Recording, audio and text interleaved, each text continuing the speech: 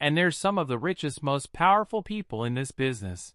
And children aren't supposed to handle that sort of stuff. Got angry with me, and gave me a nice swipe across the cheek, and I just went down, and then he told me to get up, and I said, and I looked at him, I was like, I'm not going to fight you, 'cause I knew that's what he wanted me to do. He gave me another one, and my brother had walked into the apartment, or something like that, and I just said, you know, F you, I'm going to, and I closed my door, locked it, called the cops on them. I've been living in fear and been living with this my entire life. Culkin is breaking his silence about the dark side of Hollywood, and let me tell you, it's absolutely jaw-dropping. He's calling out the powerful elites, who've not only taken advantage of young actors, but have allegedly been doing horrifying things to them for years. Here's the thing, child exploitation in Hollywood isn't exactly new. Former child stars, like Elijah Wood and Corey Feldman, have also spoken out about their disturbing experiences,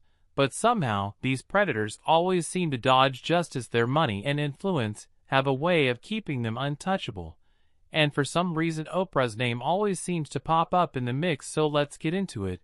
It all started with an article making waves online claiming Culkin accused Hollywood elites of being involved in terrible rituals targeting young actors. Three slightly different versions of the story appeared on websites like your Newswire, Neonet Metal, and News Punch, and they all alleged that Cal said in a radio interview that Hollywood is controlled by satanic predators who harm children in horrifying ways. One version of the story from your Newswire read Hollywood executives are bloodthirsty Satanists who ritually children in the industry, according to Culkin, who claims he only got out alive because he was a smart, suspicious kid, and he got too famous to be sold like some of the other kids. You learn very early to recognize which of them want to hate you, and which of them have even darker tastes, Culkin said, explaining that the worst of them were shoes made out of children that they ritually murdered. Speaking on radio Paris Fr, Culkin said, have you seen leather products made from human skin?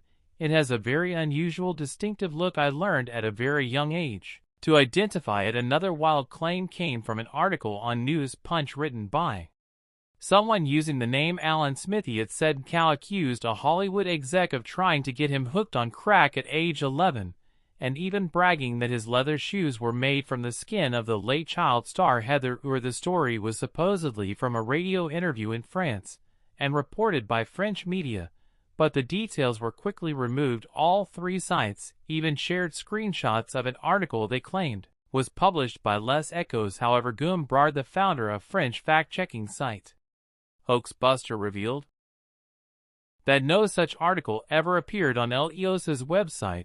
He pointed out that the screenshots were likely fake, and the translations were poorly done, probably through Google Translate. In other words, the whole thing seems to be completely made up. But, and here's the thing, you can't completely dismiss these kinds of claims with all the whispers and receipts about exploitation in Hollywood. It's hard not to side eye the industry a little, especially when you think about how he suddenly left the limelight and the struggles he went through in his personal life. Cal began acting at just 4 years old after a neighbor suggested his parents try to make him a star right away. Thanks to his adorable looks and natural charm, it was clear he had something special. Mac booked role after role, and by the time he was 10, Home Alone made him a global icon as one of the most famous child stars ever, a la Celebrity Overnight. I mean, this is it, pal. You are a bona fide star, as of right now, the #1 box S movie of the weekend. Nice to have you on the show, okay? But while his sudden fame seemed like a dream, Cal later admitted it was overwhelming, and the pressure started to weigh on him. To make things worse, his dad, who was also his manager, allegedly mistreated him both mentally and physically. Cal said his dad would make him stay up late to memorize lines even when he was exhausted, and threatened him if he messed up on set. In that first interview, it kind of seems like he isn't really fazed about the success of the film, and although he could be nervous, he probably didn't care, because this was all just a basic routine for him. Did you have any say and whether or not you worked when you were young? Not really, no. Yeah, like it was after a while it became, like I said, a job, and it was I never chose the projects, they were like my parents, like essentially chose them for me, so they were good news, Cal. Yeah, exactly, yeah.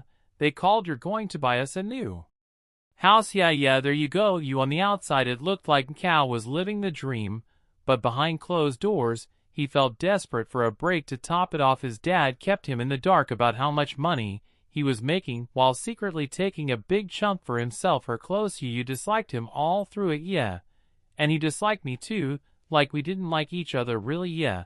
But then all of a sudden imagine this now, this man, who you dislike kind of thing, and he disliked you, and now I become the sole a focus of him when I started earning. So now all of a sudden I'm going around the country locked in a room with a guy who doesn't like me kind of thing.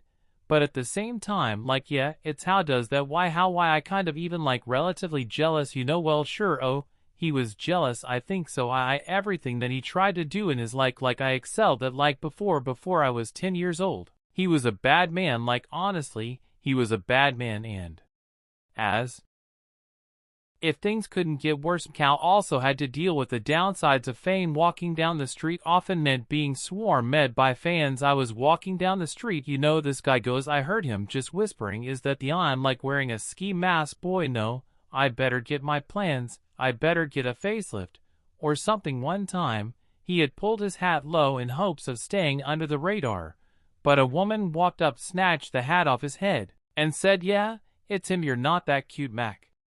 Couldn't escape the spotlight. People assumed he should be thrilled about his success, but no one in his family really understood what he was going through. The only person who could truly relate was Michael Jackson, who had also grown up in the public eye with a controlling father. The obvious weird part about this friendship, Michael was 33 and Lee was only 10. Over the years, Michael had befriended several kids, often inviting them and their families to his infamous Neverland Ranch, a literal amusement park on his estate. He'd hang out with the kids and even have sleepovers. Cal and his brother Kieran visited the ranch regularly, and Cal admitted he slept in Michael's bed about 10 times, which stirred up a lot of controversy. Despite the rumors, Max stood by Michael, even testifying in court that Michael never did anything bad to him. Slept in Michael's bed about 10 times. What happened at the house? That's what all these things are people concerned about. So weird. What did happen? Nothing happened, nothing really. We played video games, we played at Ada's Park. Well, the thing is with that whole thing is that you slept in the same bedroom as him. It's I don't think you understand. Michael Jackson's bedroom is 2 stories and has like 3 bathrooms and this and that. So when I slept in his bedroom, yeah, but you have to understand the whole scene. Meanwhile, in 1995, Macau's life got even more chaotic when his parents, Kit and Patricia, split up. Their messy custody battle over Mac and his 6 siblings played out in public, adding to the turmoil. Macau didn't want to stay with his dad, but his mom was draining her money on lawyers to fight him. They were actually about to get evicted because she couldn't pay the rent. So Mac realized the only way he could get his hands on his money was to remove his dad from his trust fund. And because he wasn't about to make things even worse, he took his mom's name off too. He found an executive to manage his finances and secured his multi-million-dollar fortune. And get this, kid didn't even bother showing up for the last day of the trial. He snatched all of Mac's memorabilia and then disappeared from his life for good. We all always knew that we were going to end up with my mother, that there was no way that if any judge saw the evidence against my father that he would get custody. After his parents' divorce, Cal took a break from Hollywood and decided to go to high school mainly to make friends, not for school work. At 17, he got married to actress Rachel Miner and fully dove into New York's counterculture. He dyed his hair pink, smoked, drank, and even tried vandalism, all as a way to rebel against his strict upbringing. With all his money, it felt like a fun hobby. Of course, the tabloids went wild, making his every move a headline. He became one of the first celebs to get caught up in that media circus that later went after Brittany Lindsay and Paris. Mac later said it was blown out of proportion. I never did anything more than what any Upper West Side kid would. We weren't all squatting in the corner shooting H. Rowan. When Cal returned to acting in 2000 after a 6-year break, adjusting to Hollywood life again, wasn't easy. Soon after, photos of him looking really thin started making rounds, sparking rumors that he was using drugs. In 2004, things took a turn when he got arrested for having marijuana and 2 controlled substances on him. By 2017, it seemed. Lick.